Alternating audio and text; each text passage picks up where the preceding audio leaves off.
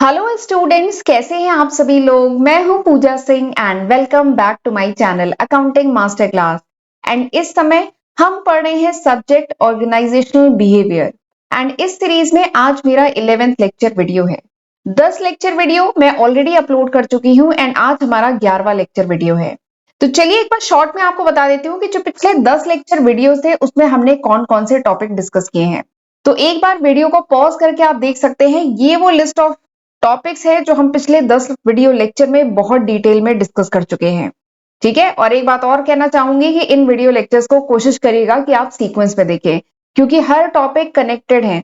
तो जब तक आप पिछले लेक्चर वीडियो नहीं देखेंगे आपको आगे के लेक्चर समझने में थोड़ी सी दिक्कत हो सकती है। तो इसीलिए इन लेक्चर वीडियो को सीक्वेंस में देखिएगा। एंड इस समय हम जो टॉपिक पढ़ रहे हैं ओबी का, वो है परसेप्शन। परसेप्शन पे एक लेक्चर वीडियो मैं ऑलरेडी अपलोड कर चुकी हूँ। पिछले लेक्चर में हमने ये टॉपिक स्टार्ट किया था परसेप्शन का, जिसमें मैंने आपको बहुत डिटेल में बताया था परसेप्शन क्या होता है, इसका meaning, feature and process. Process काफी इंपॉर्टेंट है। ये तीनों ही टॉपिक हमने बहुत डिटेल में पिछले लेक्चर वीडियो में डिस्कस किए थे। एंड आज हम इसके आगे पढ़ेंगे। आज मैं आपको बताऊंगी what are the factors which influence the perception, यानी कौन कौन से ऐसे फैक्टर हैं जो परसेप्शन को इन्फ्लुएंस करते हैं, परसेप्शन पे इफेक्ट डालते हैं। ठीक है, ये देखेंगे परसेप्चुअल सिलेक्टिविटी क्या होती है। ठीक है, एंड परसेप्चुअल सिलेक्टिविटी किन किन फैक्टर से इफेक्ट होती है, and managerial application of perception, यानी ये जो परसेप्शन का पूरा टॉपिक हम पढ़ रहे हैं इसकी यूजफुलनेस क्या है, यानी एक मैनेजर के लिए ये जो परसेप्शन का कॉन्सेप्ट है ये समझना क्यों जरूरी है।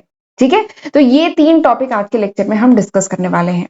तो चलिए फिर आज का लेक्चर हम स्टार्ट करते हैं।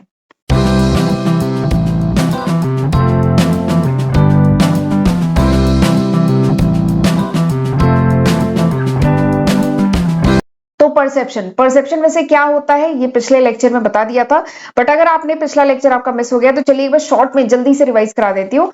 परसेप्शन का हिंदी में मतलब होता है धारणा, यानी हम किसी के बारे में कुछ परसेप्शन नहीं बना लेते, किसी चीज के बारे में, किसी इवेंट के बारे में, किसी पर्सन के बारे में। ठीक है, वो कोई ऑब्जेक्ट भी हो सकता है, कोई पर्सन भी हो सकता है, कोई इवेंट भी हो सकता है।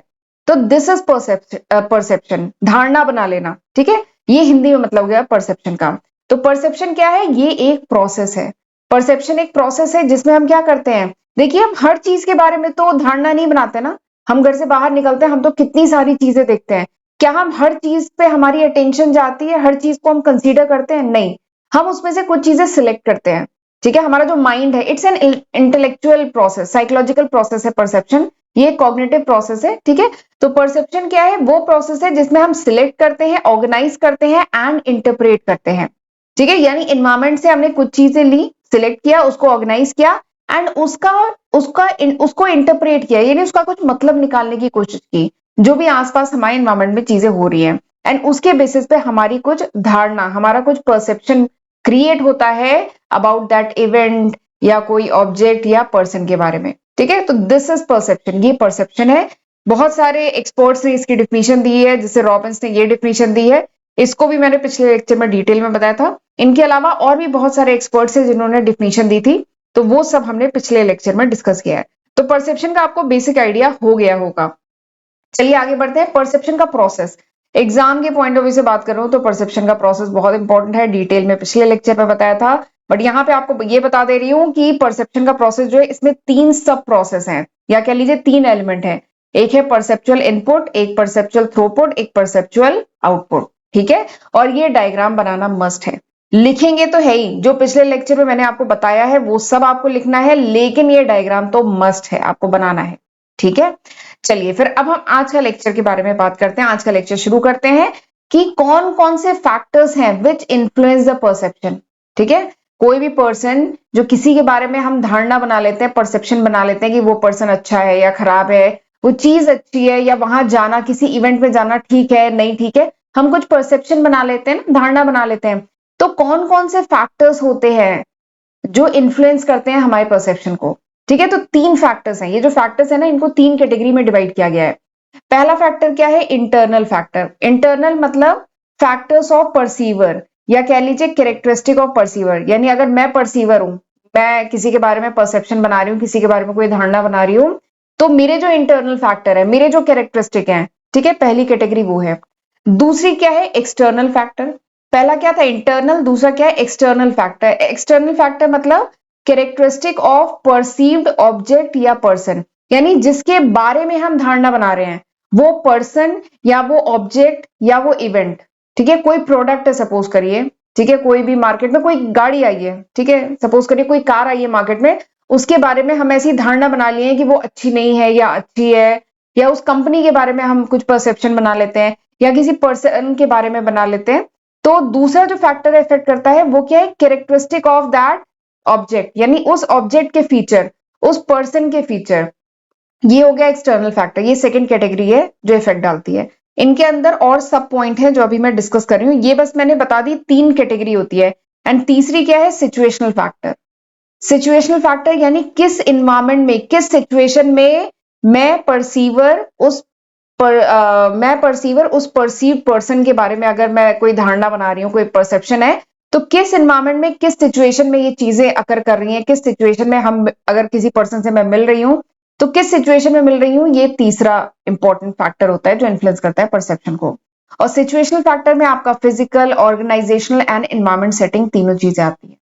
ठीक है, तो कौन कौन से फैक्टर होते हैं जो परसेप्शन को इन्फ्लुएंस करते हैं? पहला है इंटरनल फैक्टर, यानी मतलब कैरेक्टरिस्टिक ऑफ परसीवर, यानी मेरे फीचर्स, मैं कैसी हूं। नेक्स्ट क्या है, एक्सटर्नल फैक्टर, यानी जिसके बारे में परसीव किया जा रहा है, ठीक है, उसके फीचर। एंड तीसरा क्या है, सिचुएशन, किस सिचुएशन में परसेप्शन हो रहा है। ठीक है, तो ये तीन इंपॉर्टेंट फैक्टर हैं जो परसेप्शन को इन्फ्लुएंस डालते हैं। ठीक है, तो ये तो मेन तीन कैटेगरी हुई। अब इनके अंडर में कुछ सब पॉइंट है, वो चलिए अब डिटेल में डिस्कस करते हैं। सबसे पहले हम बात करेंगे इंटरनल फैक्टर्स। सबसे पहले क्या है, इंटरनल फैक्टर, यानी जो परसीवर है, जैसे मैं अगर हूं परसीवर, तो परसीवर के फीचर्स, ये पहली कैटेगरी है। तो इसके अंडर में कौन कौन से पॉइंट आते हैं? इसमें सबसे पहला जो इंपॉर्टेंट पॉइंट है जो किसी पर्सन के परसेप्शन को इम्पैक्ट डालता है, इन्फ्लुएंस करता है, वो क्या है, personality and mental set. Personality and mental set. ठीक है, तो पर्सनैलिटी तो हम जानते हैं, पर्सनैलिटी मतलब किस तरीके से कोई पर्सन फील करता है, किस तरीके से कोई पर्सन सोचता है, बिहेव करता है, वो क्या बनाता है, उसकी पर्सनैलिटी बनाता है। तो किसी भी पर्सन की पर्सनैलिटी जो है ये बहुत ज्यादा इंपैक्ट डालती है उसके परसेप्शन पे। जैसे अगर मेरी पर्सनैलिटी जैसी होगी वैसे ही मेरी धारणा होगी दूसरों के बारे में, वैसे ही मेरा परसेप्शन होगा दूसरों के बारे में। मेरी जैसी मेंटल स्टेट होगी, मेरी जैसी टेंडेंसी होगी किसी सिचुएशन पे रिएक्ट करने की, वैसे ही मेरा परसेप्शन होगा दूसरों के बारे में। जैसी एक्चुअली मैं होंगी वैसे ही मेरा कुछ परसेप्शन भी होगा दूसरों के बारे में। और बहुत सारी स्टडीज हुई है जिसमें परसेप्शन एंड पर्सनालिटी के जो रिलेशनशिप है उसको स्टडी किया गया है। और ऐसा पाया गया है कि जो लोग पॉजिटिव थिंकिंग पर्सन होते हैं, या जो लोग सिक्योर पर्सन होते हैं, सही पर्सन होते हैं ना, they perceive others as good and warm individual. अगर हम सही है तो हमें सामने वाला पर्सन भी सही लग रहा होता है ना, बट अगर हम गलत है तो हमें सामने वाला भी पर्सन गलत लग रहा होता है। तो कुछ यही कॉन्सेप्ट है। नेक्स्ट क्या है, थॉटफुल पीपल। नेक्स्ट जो स्टडी में पाया गया कि जो थॉटफुल पीपल है वो लोगों को बहुत जल्दी जज नहीं करते हैं, केवल एक एविडेंस के बेसिस पे जज नहीं करते हैं। केवल एक बात आपने देख ली उसके बेसिस पे कह दिया कि सामने वाला पर्सन गलत है या सही है, तो वो इतनी जल्दी जजमेंट नहीं पास करते हैं। ठीक है, तो ये क्या है, यानी जैसी पर्सनालिटी होगी हमारी वैसा हमारा परसेप्शन होगा। तो ये पहला फैक्टर है जो इंपैक्ट डालता है। दूसरा फैक्टर जो परसेप्शन पे इंपैक्ट डालता है, इन्फ्लुएंस करता है, वो क्या है, फर्स्ट इंप्रेशन। फर्स्ट इंप्रेशन तो हम कहते हैं ना, सुना होगा आपने, first impression is the last impression. तो ये बहुत ही कॉमन प्रैक्टिस है कि जनरली हम क्या करते हैं, दूसरों को इवेलुएट करते हैं on the basis of first impression. यानी पहली बार अगर हम किसी पर्सन से मिले, वो जिस तरीके से बिहेव करेगा हम मान लेते हैं कि वो पर्सन ऐसा ही है, जबकि शायद उस समय वो किसी प्रॉब्लम में हो, ठीक है, या उसका उस समय थोड़ा सा कुछ डाउन फेज हो सकती है उस पर्सन के साथ, पर हम इवेलुएट कर लेते हैं कि वो पर्सन वैसे ही है। तो वही है फर्स्ट इंप्रेशन। बट ये जो फर्स्ट इंप्रेशन है ना, काफी बार ये गलत परसेप्शन बनाता है किसी पर्सन के बारे में। अगर फर्स्ट इंप्रेशन जो है कुछ सफिशिएंट या एडिक्वेट एविडेंस के बेसिस पे आप नहीं बना रहे हैं, यानी आपके पास बहुत सारे प्रूफ्स नहीं थे कि वो पर्सन ऐसा ही है, उन प्रूफ्स के बगैर आपने केवल उसको पहली बार में देख करके उसके बारे में इंप्रेशन बना लिया कि ये पर्सन ऐसा है, तो ये क्या है, this is the second characteristic, first impression, कि हम जनरली फर्स्ट इंप्रेशन के बेसिस पे लोगों को जज कर लेते हैं, लोगों के बारे में परसेप्शन बना लेते हैं। ठीक है, ये हो गया सेकंड फैक्टर। तीसरा जो फैक्टर है दैट इज स्टीरियोटाइपिंग। तीसरा जो फैक्टर है दैट इज स्टीरियोटाइपिंग। स्टीरियोटाइपिंग मतलब क्या होता है कि हम ऐसा मान लेते हैं ना कि इस टाइप के लोग ऐसे ही होते हैं, ऐसा भी, इसी को कहा जाता है स्टीरियोटाइपिंग। स्टीरियोटाइपिंग मतलब होता है एक idea about particular type of person या थिंग्स, यानी हम एक मतलब एक आइडिया लगा लेते हैं कि इस टाइप के लोग या इस टाइप की चीजें ऐसी ही होती हैं, तो इसको कहा जाता है स्टीरियोटाइपिंग। तो स्टीरियोटाइपिंग कब होता है? ये भी एक इंपॉर्टेंट फैक्टर है जो परसेप्शन को इन्फ्लुएंस करता है। वो क्या है कि जो परसीवर है, जैसे हम जज कर लेते हैं पर्सन को on the basis of features of the group to which he belong. सामने वाला पर्सन किस ग्रुप को बिलोंग कर रहा है, उस ग्रुप को देख करके हम जो है परसीव कर लेते हैं कि ये पर्सन तो ऐसा होगा, ठीक है, जबकि इस पर्सन के हम इंडिविजुअल कैरेक्टरिस्टिक को ध्यान नहीं दे रहे हैं। ये पर्सन शायद सही हो, लेकिन अगर ये गलत संगत में है, गलत लोगों के बीच में बैठा हुआ है, तो हम मान लेते हैं कि ये पर्सन गलत है। तो इसी को कहा जाता है स्टीरियोटाइपिंग।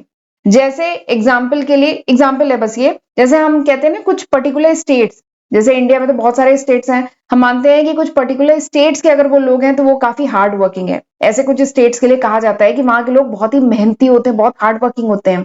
कुछ स्टेट्स के लिए कहा जाता है कि वहां के लोग बहुत भोले वाले, सीधे साधे, इनोसेंट पीपल होते हैं।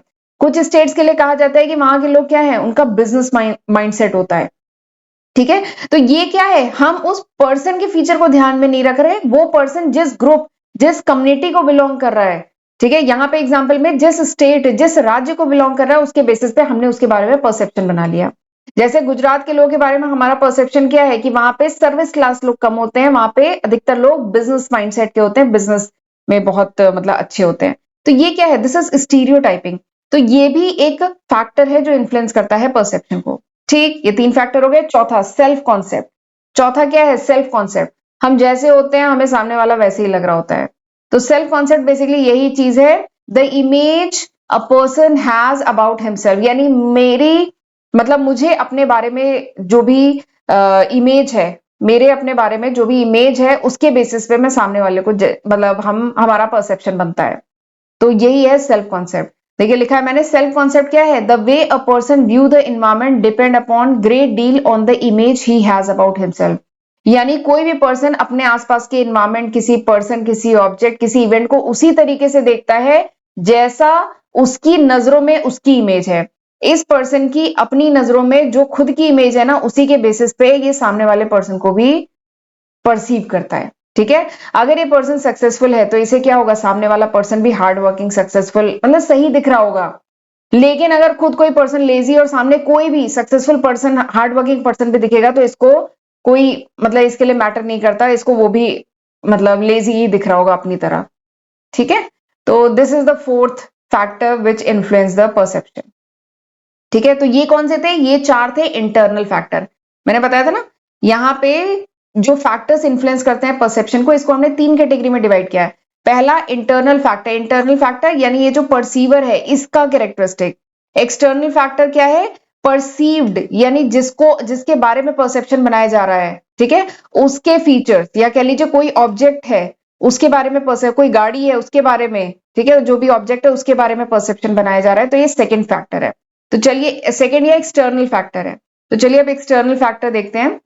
तो एक्सटर्नल फैक्टर्स में सबसे पहला क्या आता है, एक्सटर्नल फैक्टर में सबसे पहला आता है स्टेटस, ठीक है, जिसके बारे में परसेप्शन बनाया जा रहा है, ये है परसीवर और ये इस पर्सन के बारे में परसेप्शन बना रहा है, ठीक है। तो सबसे पहला फैक्टर जो इन्फ्लुएंस करता है परसेप्शन को, इसको इन्फ्लुएंस करता है एक्सटर्नल फैक्टर्स में, वो क्या है, स्टेटस ऑफ दिस पर्सन। ये जो परसीव्ड है ना उसका स्टेटस। स्टेटस बेसिकली क्या होती है, ranking of the person as compare to other, यानी इस पर्सन की रैंकिंग क्या है दूसरों के कंपेयर में। और ये जो रैंकिंग हो सकती है ये अलग अलग बेसिस पे रैंकिंग हो सकती है ना, जैसे किसी ऑर्गेनाइजेशन में इस पर्सन की क्या पोजीशन है, सोशल ऑर्गेनाइजेशन में इस पर्सन क्या पोजीशन है, ये पर्सन इंटेलिजेंस के हिसाब से, नॉलेज के हिसाब से, वेल्थ के हिसाब से इसकी रैंकिंग क्या है, कितनी गाड़ी है, कितना मकान है, क्या इंटेलिजेंस है, क्या नॉलेज है, इसके बेसिस पे इसकी जो स्टेटस है उसके बेसिस पे भी परसेप्शन होता है। जैसे अगर इसकी रैंकिंग अच्छी है, ये जो मिस्टर वाई है, इनका नाम दे देते हैं मिस्टर वाई, अगर ये मिस्टर वाई, इनकी रैंकिंग बहुत अच्छी है, ऑर्गेनाइजेशन में बहुत हायर पोजीशन पे है, 4-5 गाड़ियां हैं, तो ऐसा हम क्या करते हैं, इनके बारे में परसेप्शन बना लेते हैं कि बहुत इंटेलिजेंट पर्सन होंगे, बहुत ही हार्ड वर्किंग पर्सन होंगे, इनमें वो सारी डिजायर्ड क्वालिटी होगी जो एक अच्छे इंसान में होनी चाहिए, ऐसा हम बना लेते हैं क्योंकि इनका स्टेटस अच्छा है। ठीक है, तो ये क्या है, परसेप्शन। भले ही अब इनमें ना हो ये चीज, मिस्टर वाई में भले ही कुछ अच्छी क्वालिटीज कुछ गलत क्वालिटी तो होगी, बट सारी अच्छी क्वालिटी ना हो, लेकिन फिर भी क्योंकि इनका स्टेटस बहुत अच्छा है, ऑर्गेनाइजेशन में, सोसाइटी में, वेल्थ वाइज भी इनका स्टेटस बहुत अच्छा है, तो हम ऐसा परसेप्शन बना लेते हैं कि इनमें वो सारी डिजायर्ड क्वालिटी होगी जो एक पर्सन में होनी चाहिए। ठीक है, तो ये स्टेटस एक इंपॉर्टेंट फैक्टर है जो परसेप्शन को इन्फ्लुएंस करता है। अगला जो है फैक्टर जो इन्फ्लुएंस करता है, दैट इज साइज। कोई चीज जितनी बड़ी होगी, bigger the size of perceived object higher is the probability of getting perceive. यानी कोई अगर ऑब्जेक्ट जितना बड़ा होगा ना, उतनी ज्यादा पॉसिबिलिटी है कि हमारी अटेंशन उस पर जाएगी, हम उसे परसीव करेंगे। आप रोड पे जा रहे हैं, आप एक्सप्रेस वे पे जा रहे हैं, आपने देखा बहुत छोटी छोटी होर्डिंग्स लगी हुई है, ठीक है, पर आपने देखा एक होर्डिंग थी पूरा, अगर एक फुट ओवर ब्रिज है, एक होर्डिंग है जो पूरा फुट ओवर ब्रिज कवर करते हैं, बहुत बड़ी सी होर्डिंग है किसी कॉलेज की, तो न चाहते हुए भी आपकी अटेंशन उस पर जाएगी because it's size is bigger, उसकी साइज बहुत बड़ी है। तो ये अगला फैक्टर है जो परसेप्ट, तो आप उसके बारे में फिर कुछ परसेप्शन होगा ना आपका।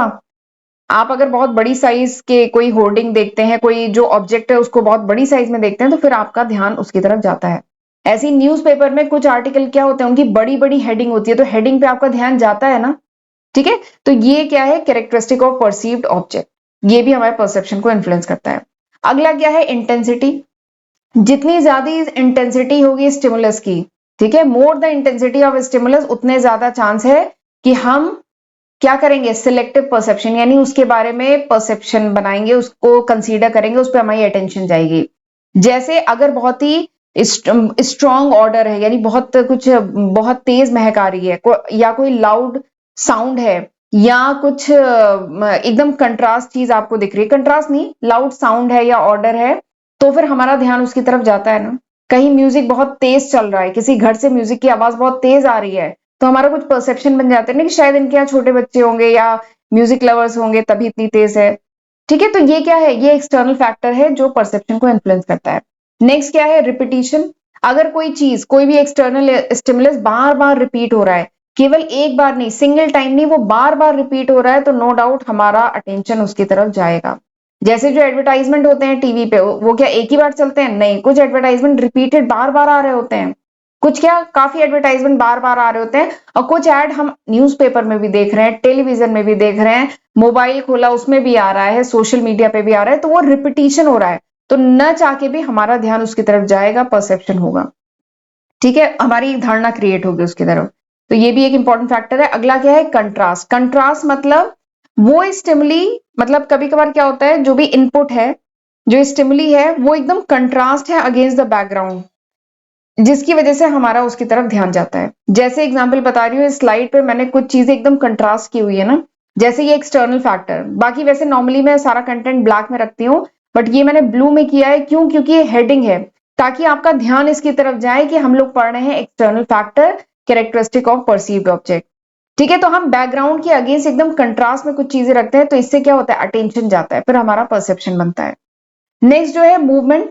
जो मूविंग ऑब्जेक्ट है उन पे हमारा ध्यान ज्यादा जाता है रादर देन स्टेशनरी ऑब्जेक्ट, यानी अगर कोई चीज स्थिर है, ठीक है, कोई चीज स्थिर है उस पर बाद में जाता है, लेकिन अगर कोई मूविंग ऑब्जेक्ट है, रनिंग ऑब्जेक्ट है, उस पर जल्दी जाता है। जैसे एग्जाम्पल के लिए आपने देखा होगा, न्यूज जब आप देखते हैं तो ठीक है, बाकी सब हेडिंग तो ऐसे स्टेशनरी है, लेकिन नीचे क्या होता है, एक पतली सी स्ट्रिप पे न्यूज रन कर रही होती है, मूव कर रही होती है, तो उस पर हमारा ध्यान जाता है ना। ठीक है, तो वही है, तो ये भी एक फैक्टर है जो परसेप्शन को इन्फ्लुएंस करता है। अगला क्या है, novelty and familiarity. Novelty and familiarity का क्या मतलब है, कोई नया object in a familiar setting, यानी अगर हमारे घर फैमिलियर सेटिंग, यानी हमारे घर का जो फैमिलियर सेटअप है उसमें कोई नया ऑब्जेक्ट आ जाए, कोई नई चीज आ जाए, हम घर में घुसे, अगर हमें कुछ नई चीज दिख जाए तो हमारा तुरंत ध्यान जाता है ना। तो new object in a familiar setting या familiar object in a new setting, तो ये दोनों ही चीजों पे हमारा ध्यान बहुत जल्दी जाता है, हमारा अटेंशन बहुत जल्दी जाता है, एंड इट्स बीइंग परसीव्ड, मतलब और वो से फिर हम उसके रिगार्डिंग परसेप्शन या परसीव करते हैं उसे। ठीक है, तो ये 7 इंपॉर्टेंट फैक्टर है, एक्सटर्नल फैक्टर है विच इन्फ्लुएंस द परसेप्शन। ठीक है, समझ में आया, आगे बढ़ते हैं, अब हम बात करते हैं सिचुएशनल फैक्टर। आगे नेक्स्ट क्या है, सिचुएशनल फैक्टर। तो सिचुएशनल फैक्टर भी इफेक्ट करते हैं परसेप्शन को। ठीक है। और सिचुएशनल फैक्टर सिचुएशनल फैक्टर क्या हो सकते हैं? Structural characteristic of the place indicating the characteristic of a person occupying it, यानी वो पर्सन जिस जगह पर है, जिसके बारे में अगर हम परसेप्शन बना रहे हैं, वो पर्सन जिस जगह पे है, जिस एनवायरमेंट में है, जिस फिजिकल या कह लीजिए स्ट्रक्चरल जगह पे है, उसके बेसिस पे भी हम इसके बारे में परसेप्शन बनाते हैं। सिचुएशन के बेसिस पे, नाम क्या है? सिचुएशनल फैक्टर, यानी सिचुएशन के बेसिस पे, चाहे ऑर्गेनाइजेशनल, सोशल या फिजिकल सिचुएशन, यानी हम इस पर्सन से मिले तो किस सिचुएशन में मिले, किस जगह मिले, इसका भी हमारे मतलब हम इसके बारे में जो परसेप्शन बनाएंगे उस पर इंपैक्ट पड़ता है। अगर कोई पर्सन है, सपोज करिए कोई पर्सन है, उससे वो हमें 5 स्टार होटल में मिलने के लिए बुला रहा है, ठीक है, तो हमारा उसके बारे में परसेप्शन कुछ अलग बनेगा ना, रादर देन अगर वो किसी ऑर्डिनरी छोटे से होटल में मिलने के लिए बुला रहा है। या अगर कोई ट्रेनर है, वो अपनी ट्रेनिंग किसी 5 स्टार होटल का जो ऑडी है उसमें दे रहा है, तो उसके बारे में एक अलग परसेप्शन बनेगा ना, रादर देन एक दूसरा ट्रेनी जो कहीं मतलब छोटी सी जगह पर ट्रेनिंग दे रहा है, एक रूम में कहीं दे रहा है ट्रेनिंग। तो ये क्या है? सिचुएशन है, फिजिकल स्ट्रक्चर या ऑर्गेनाइजेशन सेटिंग है, जिसके बेसिस पे परसेप्शन क्रिएट होता है। ठीक है, तो ये 3 इंपॉर्टेंट फैक्टर हैं, 3 इंपॉर्टेंट फैक्टर है जो इन्फ्लुएंस करते हैं परसेप्शन को। कौन कौन से? इंटरनल फैक्टर, यानी जो परसीवर है, ठीक है, उसके फैक्टर, उसके कैरेक्टरिस्टिक। दूसरा एक्सटर्नल फैक्टर, यानी जो परसीव्ड ऑब्जेक्ट है या जो पर्सन है उसके फीचर। एंड तीसरा क्या है? सिचुएशनल फैक्टर, यानी किस सिचुएशन में, किस ऑर्गेनाइजेशनल सेटिंग में, किस फिजिकल स्ट्रक्चर में ये मिल रहे हैं, ये हैं, ठीक है, तो उसके बेसिस पे परसेप्शन क्रिएट होता है। तो ये 3 इंपॉर्टेंट फैक्टर हैं। चलिए आगे बढ़ते हैं। अच्छा, आगे बढ़ने से पहले मैं थोड़ा सा बताना चाहती हूँ, ये वो लिस्ट ऑफ सब्जेक्ट है जो मैं आज की तारीख यानी जुलाई 2024 तक मैं ये सारे सब्जेक्ट हैं जो अपने first channel accounting master class and second channel Pooja Singh पे अपलोड कर चुकी हूँ। इसमें SAPM भी ऐड कर लीजिएगा, ये सब्जेक्ट भी कंप्लीट हो गया है। और एक बात और है कि ये अभी तक है, जुलाई 2024 तक। अगर ये वीडियो आप कुछ महीने बाद, कुछ साल बाद देख रहे हैं, तो मैं इसमें काफी न्यू सब्जेक्ट ऐड कर चुके होंगी। ये अभी तक है जुलाई 2024 तक। और अगर आपने मेरा चैनल अभी तक नहीं सब्सक्राइब किया है, तो मेरा पहला channel accounting master class and Pooja Singh के नाम से मेरा सेकंड चैनल है, दोनों को ही जरूर सब्सक्राइब कर लीजिएगा। एंड प्लीज वीडियो को लाइक जरूर किया करें, हम लोग को बहुत मोटिवेशन मिलता है। एंड कमेंट करके भी मुझे जरूर बताइएगा कि हाउ वाज दिस लेक्चर, ये लेक्चर कैसा था, आपको पसंद आया कि नहीं आया, ठीक है। एंड अगर नोट चाहिए then you can download my application from Google Play Store. चलिए आगे बढ़ते हैं। अब हम बात करते हैं एक बहुत इंपॉर्टेंट टॉपिक की, that is perceptual selectivity. Perceptual selectivity, वैसे ये जो परसेप्चुअल सिलेक्टिविटी है, ये पिछले लेक्चर में डिस्कस हुआ था, केवल नाम आया था इसका, परसेप्चुअल सिलेक्टिविटी। तब मैंने ये बताया था कि परसेप्चुअल सिलेक्टिविटी आगे हम डिस्कस करेंगे एंड डिटेल में डिस्कस करेंगे, क्योंकि इसके अंडर में 2 चीजें आती हैं। परसेप्चुअल सिलेक्टिविटी होती क्यों है, ठीक है, तो वो इंटरनल एक्सटर्नल 2 फैक्टर्स होते हैं, तो वो अभी हम इसको डिटेल में आज हम पढ़ेंगे। बाकी इसके बारे में थोड़ा सा मैं पिछले लेक्चर में बता चुकी हूँ कि ये होता क्या है। तो आज चलिए इसे डिटेल में हमें पढ़ना है। तो देखिए, परसेप्चुअल सिलेक्टिविटी, परसेप्चुअल मतलब परसेप्शन से रिलेटेड, सिलेक्टिविटी यानी क्यों ऐसा होता है। तो परसेप्चुअल सिलेक्टिविटी क्या है? ये बेसिकली वो टेंडेंसी है या कह लीजिए वो प्रोसेस है जिसके तहत हम क्या करते हैं, जिसके तहत हम सिलेक्ट करते हैं। नाम क्या है? सिलेक्टिविटी। नाम क्या है? सिलेक्टिविटी, यानी यहां हम सिलेक्ट करते हैं कुछ ऑब्जेक्ट को फ्रॉम द एनवायरमेंट, यानी एनवायरमेंट में हम सारे, जैसे हम घर से बाहर निकलते हैं, हम तो अपने आसपास बहुत सारी चीजें देखते हैं ना, तो क्या हम हर चीज के लिए परसेप्शन बनाते हैं, हर चीज के बारे में अपनी धारणा बनाते हैं? नहीं ना, हम उसमें से कुछ चीजें जिसपे हमारी अटेंशन जाती है उसी के बारे में हम सोचते हैं और उसी के बारे में कुछ परसेप्शन बनाते हैं, हम हर चीज को नहीं कंसीडर करते हैं। तो वही है परसेप्चुअल सिलेक्टिविटी। देखिए, तो परसेप्चुअल सिलेक्टिविटी क्या है? ये एक टेंडेंसी है या प्रोसेस है जिसमें हम सिलेक्ट करते हैं कुछ object from the environment for attention. A person can not pay equal attention to every object in his environment, यानी कोई भी पर्सन एनवायरमेंट में जितने भी ऑब्जेक्ट है हर किसी पे अटेंशन नहीं दे सकता, हर किसी पे ध्यान नहीं दे सकता, ठीक है। तो इसी चीज को कहा जाता है, इसी प्रोसेस को, इसी टेंडेंसी को कहा जाता है परसेप्चुअल सिलेक्टिविटी, यानी कुछ सिलेक्ट करना, कुछ आइटम को सिलेक्ट करना, ठीक है, उसी को कहा जाता है परसेप्चुअल सिलेक्टिविटी। एंड परसेप्शन क्या है? ये एक सिलेक्टिव प्रोसेस है। बताया था ना, जब परसेप्शन का प्रोसेस मैंने बताया था, या परसेप्शन की जब डिफिनीशन बताई थी, तो बताया था ना, इट्स अ सिलेक्टिव प्रोसेस, ठीक है। सिलेक्टिव प्रोसेस क्यों है? क्योंकि जो पर्सन है वो केवल एक लिमिटेड अमाउंट ऑफ इंफॉर्मेशन जो है एनवायरमेंट से, उसी को सेंस कर सकता है, उसी को सिलेक्ट कर सकता है। हर चीज को नहीं हम कंसीडर कर सकते हैं, कुछ पर्टिकुलर स्टिमुली होती हैं जिसे हम कंसीडर करते हैं, बाकी को हम क्या कर देते हैं, रिजेक्ट कर देते हैं, स्क्रीन आउट कर देते हैं। जैसे आप न्यूज़पेपर अगर पढ़ते हैं तो न्यूज़पेपर की सारी खबरें क्या आप पढ़ते हैं, नहीं, हम अपने इंटरेस्ट के हिसाब से, हम अपने इंटरेस्ट के हिसाब से जो जिन खबरों में हमें इंटरेस्ट होता है, अगर हमें स्पोर्ट्स के सेक्शन में इंटरेस्ट है तो हम स्पोर्ट्स वाला पेज खोलते हैं, ठीक है, पॉलिटिक्स में इंटरेस्ट है तो फ्रंट के पेजेस और वो देखते हैं, ठीक है। तो हमें जिस टाइप की इंफॉर्मेशन में इंटरेस्ट है, जिस टाइप की न्यूज में इंटरेस्ट है, हम उसके अकॉर्डिंग वो चीजें, वो स्टिमुली सिलेक्ट करते हैं, ठीक है। ऐसे ही हमारी लाइफ में भी होता है, हम बाहर निकलते हैं, हर चीज पे हमारा ध्यान नहीं जाता है, कुछ चीजें ही कंसीडर करते हैं। अब सवाल ये आता है कि क्यों हम कुछ चीजें पे हमारा ध्यान जाता है। हम जब बाहर निकल रहे हैं या अगर हमने न्यूज़पेपर पढ़ रहे हैं, कुछ खबरों पे हमारा ध्यान जाएगा, कुछ पे नहीं जाएगा, क्यों ऐसा होता है, इसका रीजन क्या है। तो वही अब हम पढ़ने जा रहे हैं डिटेल में कि perceptual selectivity is caused by variety of factor. ये परसेप्चुअल सिलेक्टिविटी जो होती है ये बहुत सारे फैक्टर्स के कारण होती है, जिनको दो कैटेगरी में डिवाइड किया गया है, एक है इंटरनल फैक्टर, एक है एक्सटर्नल फैक्टर, ठीक है। तो इन्हीं फैक्टर्स को अब हमें डिटेल में पढ़ना है, ठीक। चलिए पहले पढ़ते हैं external factor of perceptual selectivity, यानी क्यों ऐसा होता है कि हम कुछ आइटम को सिलेक्ट करते हैं। तो इसमें पहला जो फैक्टर है वो क्या है, एक्सटर्नल फैक्टर। तो इसमें एक्सटर्नल फैक्टर में सबसे पहला पॉइंट क्या है, साइज। और एक बात और बता दूं, ये जो सारे फैक्टर हैं ये अभी पिछले कुछ स्लाइड में अभी हमने पढ़ा है, ये बेसिकली क्या है कि जो परसीव्ड ऑब्जेक्ट है उसके बेसिकली फीचर हैं, इसी की ये अभी मैंने साइज इंटेंसिटी अभी आपके साथ डिस्कस किया है ना, वही फैक्टर्स हैं अगेन। ये कुछ एक्सटर्नल फैक्टर्स हैं जिसके कारण हम परसेप्चुअल सिलेक्टिविटी करते हैं, यानी उसके कारण हम कुछ चीजों को, एनवायरमेंट की कुछ चीजों को सिलेक्ट करते हैं। जिसमें सबसे पहला क्या है, size. Bigger the size of the perceived stimulus, यानी जो परसीव्ड स्टिमुलस हो जितना बड़ा होगा साइज में उतना हमारा ध्यान उसकी तरफ जाएगा, उतनी ज्यादा प्रोबेबिलिटी है कि परसीवर का अटेंशन उसकी तरफ जाएगा और वो उसको सिलेक्ट करेगा फॉर परसेप्शन, ठीक है, उसके रिगार्डिंग धारणा बनेगी। न्यूज़पेपर में जो बड़ी बड़ी हेडिंग होती है या किताबों में जो बड़ी बड़ी हेडिंग होती है उस पर तो हमारी नजर जाती है ना, भले ही जो छोटी छोटी चीजें लिखी है वो भले ही ना देखे, बड़ी बड़ी चीजों पे जाती है ना, तो साइज बड़ा मैटर करता है। अगला क्या है, इंटेंसिटी। तो जितनी ज्यादा इंटेंसिटी होगी उतनी ज्यादा प्रोबेबिलिटी है कि हम उस चीज को परसीव करें। जैसे बहुत तेज साउंड हो, बहुत तेज कोई स्मेल हो, या बहुत ब्राइट लाइट हो, as compare to the other, उसके बैकग्राउंड में बाकी चीजें उनके कंपेयर में अगर बहुत तेज लाइट भी हो ना तो भी उस हमारा ध्यान उसकी तरफ ज्यादा जाता है ना। जैसे इसका बहुत बढ़िया एग्जाम्पल है, जब टीवी में एड आए ना, आप देखेंगे नॉर्मल आपने वॉल्यूम जितना रखा हुआ है, अगर कोई न्यूज चल रही है तो वो वॉल्यूम कम होगा, लेकिन जैसे ही एड आएगा एड का वॉल्यूम थोड़ा सा लाउडर होता है as compare to the regular programme.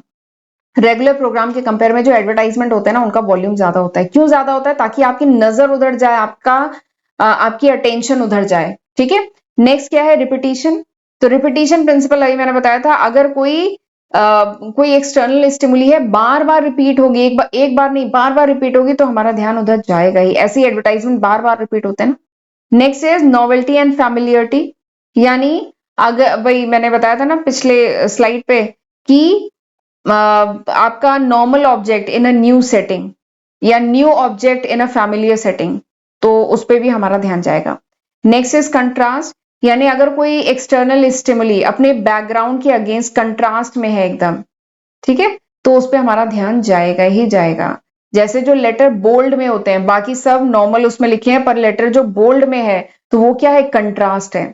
या अगर मैं इसे डिफरेंट कलर में कर दूं, अगर मैंने यहाँ पे किया नहीं है बट अगर मैं इसको पर्पल कलर या रेड कलर में कर देती तो ये क्या है, कंट्रास्ट। या जो मेरे पेन का कलर रखा है रेड, तो ये कंट्रास्ट है, इसलिए आपका ध्यान जा रहा है। नेक्स्ट क्या है, मोशन। कोई भी चीज मूविंग है तो उस पर हमारी नजर ज्यादा जाएगी, ठीक है। तो ये कुछ फैक्टर्स हैं, ये कुछ फैक्टर्स हैं which is related with stimuli, और ये फैक्टर्स जो है इफेक्ट करते हैं परसेप्चुअल सिलेक्टिविटी पे, ठीक। चलिए आगे बढ़ते हैं, अब हम बात करते हैं इंटरनल फैक्टर की, लेकिन उससे पहले मैं स्क्रीन को जरा क्लियर कर दूं। Internal factor in perceptual selectivity, कुछ इंटरनल फैक्टर होते हैं, ठीक है। जो इंटरनल फैक्टर मतलब जो परसीवर से रिलेटेड है, जो इंडिविजुअल है उसके साइकोलॉजिकल मेकअप से रिलेटेड है, ठीक है। हमारी साइकोलॉजी कैसी है, हमारा मेंटल सेट कैसा है, हमारा बिलीफ कैसा है, उसके बेसिस पे भी तो हम परसेप्शन करते हैं। उसके बेसिस पे हम इन्वायरमेंट से कुछ चीजें सिलेक्ट करते हैं, उनका परसेप्शन उनके रिगार्डिंग अपनी धारणा बनाते हैं, ये है ना। हम हर चीज के बारे में नहीं बनाते ना, हमारा इंटरनल फैक्टर यानी मेरा सेल्फ कॉन्सेप्ट कैसा है, मेरा बिलीफ क्या है, मेरा एक्सपेक्टेशन क्या है, मेरी इनर नीड क्या है, परसेप्चुअल डिफरेंस क्या है, उसके बेसिस पे हम परसेप्चुअल सिलेक्टिविटी करते हैं, ठीक है। बट ये सब है क्या, एक बार मैं बता देती हूँ। सेल्फ कॉन्सेप्ट अभी पिछले स्लाइड में यूज हुआ था। सेल्फ कॉन्सेप्ट मतलब मेरी अपने बारे में क्या इमेज है, मैं किस तरीके से अपने को देखती हूँ, उसके बेसिस पे हम आसपास अपनी जो चीजें होती हैं उनको सिलेक्ट करते हैं। नेक्स्ट बिलीफ, यानी पर्सन का बिलीफ क्या है, ठीक है, पर्सन का बिलीफ क्या है, ये भी उसके परसेप्शन को बहुत इन्फ्लुएंस करता है, ठीक। और अगर कोई ऐसी चीज है जो मेरे बिलीफ को डिस्टर्ब कर रही है तो मैं उस चीज पे मेरी ध्यान ही नहीं जाएगा, मेरा ध्यान ही नहीं जाएगा ऐसी चीज पे जो मेरे बिलीफ के अगेंस्ट है। नेक्स्ट क्या है, एक्सपेक्टेशन। एक्सपेक्टेशन मतलब उम्मीद, ठीक है। तो अगर जैसे अगर मैं ऑर्गेनाइजेशन की बात करूं, किसी भी ऑर्गेनाइजेशन सेटिंग में जो एक्सपेक्टेशन है ना, वो बहुत ज्यादा इंपैक्ट डालती है एक पर्सन के परसेप्शन पे, ठीक है। जैसे एक बात बता रही हूँ, जो टेक्निकल मैनेजर है, जो मैनेजर है, सपोज करिए एक टेक्निकल मैनेजर है, तो उसकी बहुत ज्यादा एक्सपेक्टेशन नहीं होगी किसी नॉन टेक्निकल पर्सन से। जो नॉन टेक्निकल पर्सन है उससे बहुत ज्यादा एक्सपेक्टेशन नहीं होगी कि उसे टेक्निकल चीजें पता हो। जो टेक्निकल पर्सन है, टेक्निकल मैनेजर है, वो नॉन टेक्निकल से बहुत ज्यादा एक्सपेक्टेशन नहीं रखेगा। लेकिन अगर इसका कोई टेक्निकल सबऑर्डिनेट है, उससे बहुत एक्सपेक्टेशन होगी कि भैया इसे सारी टेक्निकल चीजें पता होनी चाहिए क्योंकि ये टेक्निकल पर्सन है। तो ये क्या है, एक्सपेक्टेशन है। तो ये भी एक फैक्टर है जो परसेप्चुअल सिलेक्टिविटी को इंपैक्ट डालता है। नेक्स्ट क्या है, इनर नीड। नेक्स्ट क्या है, इनर नीड यानी जरूरत क्या है।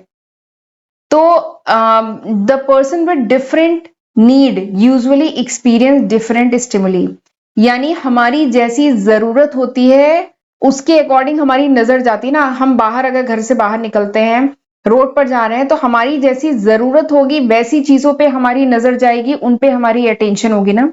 अगर सपोज करो मैं गाड़ी, एग्जाम्पल ले रहे हैं, मैं गाड़ी खरीदने का सोच रही हूँ, ठीक है, तो मेरी नजर किस पे जाएगी, मेरी नजर गाड़ियों पे जाएगी, क्योंकि मैं गाड़ी खरीदने का सोच रही हूँ, ये मेरी इस समय नीड है, तो मेरी नजर गाड़ियों पे जाएगी और फिर हम डिफरेंट टाइप की गाड़ी देखेंगे और फिर उसके रिगार्डिंग कुछ धारणा, कुछ परसेप्शन बनेगा।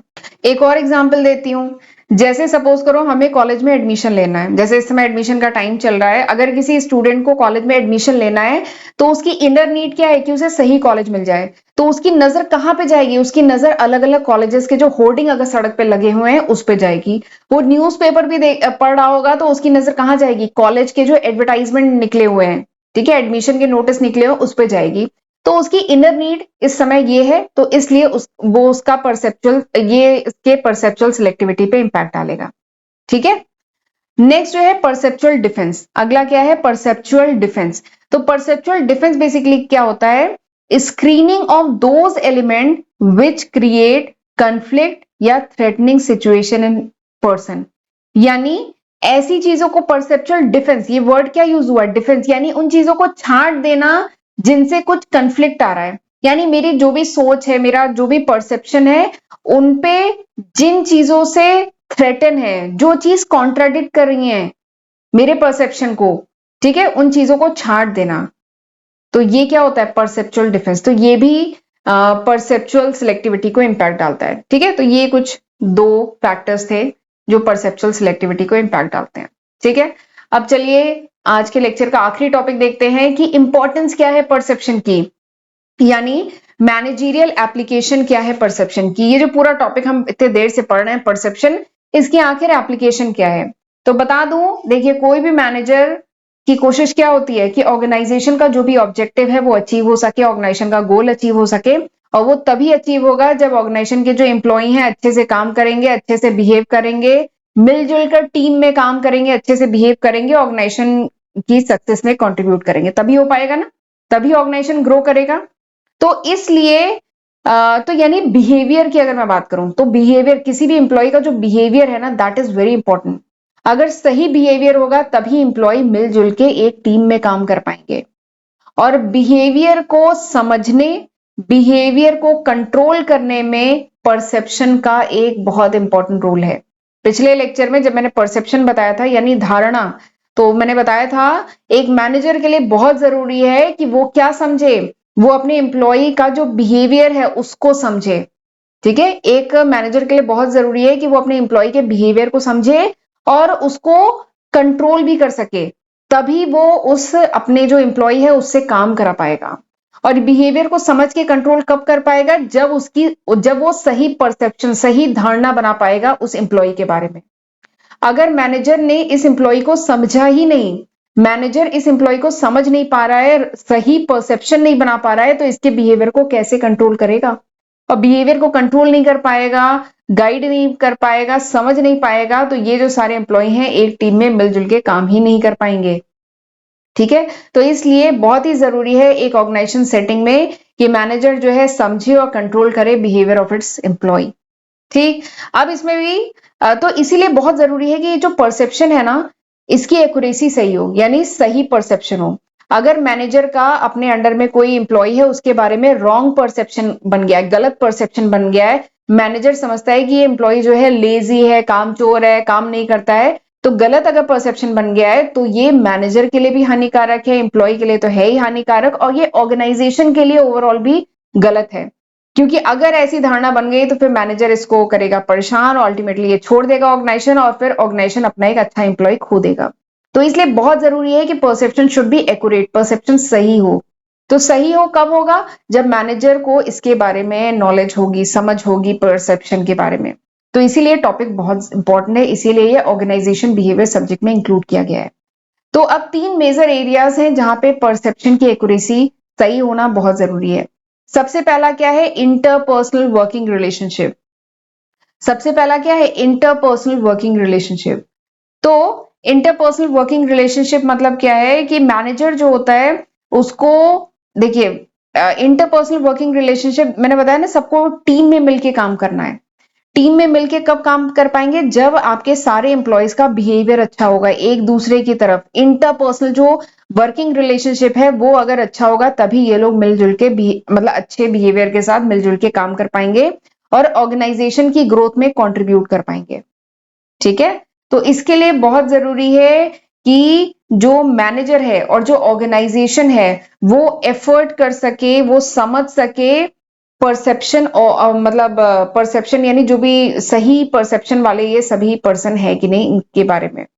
ठीक है, तो इसलिए बहुत जरूरी है इंटरपर्सनल वर्किंग रिलेशनशिप सही हो। इसके लिए जो परसेप्शन है दैट शुड बी एक्यूरेट, ये मैनेजर का परसेप्शन सही होना चाहिए। Next is the selection of new employ. जब भी कोई नया एम्प्लॉय ऑर्गेनाइजेशन में आता है, ठीक है, तो वैसे तो रिटन टेस्ट होगा पहले, फिर इंटरव्यू होगा, उसके बाद बहुत सारे टेस्ट और होते हैं, फिजिकल टेस्ट और भी बहुत सारे, मेडिकल टेस्ट, बहुत सारे टेस्ट होते हैं, उसके बाद फाइनली एक एम्प्लॉय ऑर्गेनाइजेशन में आता है। लेकिन इसके अलावा, ठीक है, जो मैनेजर है वो इस न्यू एम्प्लॉय के बारे में जब इंटरव्यू वगैरह, रिटन टेस्ट में तो चलिए आपके मार्क्स बोल रहे हैं, लेकिन जब इंटरव्यू में बहुत सारी ऐसी चीजें होती हैं जहां पे जो मैनेजर, जो इंटरव्यूअर है, वो इस एम्प्लॉय के बारे में क्या बनाता है? परसेप्शन। एम्प्लॉय से जब इंटरेक्शन होता है, ये न्यू ज्वाइनीज है, इनसे जब इंटरेक्शन होता है तो इनके बारे में कुछ परसेप्शन बनाता है कि एम्प्लॉय किस टाइप का होगा। ठीक है, वो उसका बिहेवियर ठीक होगा कि नहीं ऑर्गेनाइजेशन में, वो टीम में काम कर पाएगा कि नहीं कर पाएगा, तो परसेप्शन बनाता है ना। तो वो परसेप्शन सही होना बहुत जरूरी है, क्योंकि सही नहीं होगा तो ऐसा हो सकता है कि एक बहुत अच्छा एम्प्लॉय ऑर्गेनाइजेशन के हाथ से निकल जाए, अगर ये मैनेजर इसको सही परसीव नहीं कर पाया, मैनेजर इसके बारे में सही धारणा नहीं बना पाया, गलत धारणा बनाया, जबकि ये पर्सन सही था, तो फिर क्या होगा? इसका रिक्रूटमेंट नहीं होगा, ये नहीं आएगा ऑर्गेनाइजेशन में, तो ऑर्गेनाइजेशन अपना एक अच्छा एम्प्लॉय खो देगा। तो इसलिए परसेप्शन जो है सही होना, ठीक है, एक्यूरेट होना, मतलब एक्यूरेसी परसेप्शन की जरूरी है, सही पर्सन को हम सही जज करें, ये बहुत जरूरी है। ठीक है, नेक्स्ट जो है परफॉर्मेंस अप्रेजल। परफॉर्मेंस अप्रेजल तो जानते हैं, पूरे साल भर काम किया उसके बाद परफॉर्मेंस, मतलब जो भी आपने काम किया, अप्रेज करना यानी मेजर। ठीक है, साल भर काम किया उसके बाद हमने जो भी मेहनत की है उसको रिवॉर्ड किया जाता है परफॉर्मेंस अप्रेजल के थ्रू। तो अगर कोई मैनेजर है, इसके अंडर में बहुत सारे सबऑर्डिनेट थे, अगर इस मैनेजर का परसेप्शन सही नहीं है, इस सबऑर्डिनेट के बारे में इसका परसेप्शन सही नहीं है, तो क्या होगा? इसका परफॉर्मेंस अप्रेजल क्या होगा? खराब होगा। बट एक्चुअल में शायद ये पर्सन सही था, बट मैनेजर का परसेप्शन सही नहीं था, मैनेजर ने इसे सही परसीव नहीं कर पाया, तो क्या होगा? फालतू में ये जो एम्प्लॉय था इसका अप्रेजल, मतलब कह लो, खराब हो जाएगा। तो इसीलिए मैनेजर का जो परसेप्चुअल एक्यूरेसी मैनेजर में होना बहुत जरूरी है। ठीक है, हम किसी के बारे में प्रॉपर एविडेंस के साथ एक सही धारणा बना सकें। ये बहुत जरूरी है, इसीलिए ये जो परसेप्शन का टॉपिक है ये आपके ऑर्गेनाइजेशन बिहेवियर सब्जेक्ट में इंक्लूड किया गया है। ठीक है, तो चलिए this was all about perception, ये था पूरा परसेप्शन का टॉपिक। और इसी के साथ हमारा ये जो चैप्टर है परसेप्शन वाला वो फिनिश होता है। एंड अगले लेक्चर में अब हम लर्निंग का जो नया टॉपिक है वो स्टार्ट करेंगे, जिसमें हमें लर्निंग की थ्योरी वगैरह ये सब डिटेल में पढ़ना है। एक रिक्वेस्ट करूंगी, प्लीज लेक्चर को लाइक जरूर किया करिए एंड कमेंट जरूर किया करिए। ठीक है, तो चलिए फिर मिलते हैं अगले लेक्चर वीडियो में, तब तक अपना ध्यान रखिएगा। God bless you.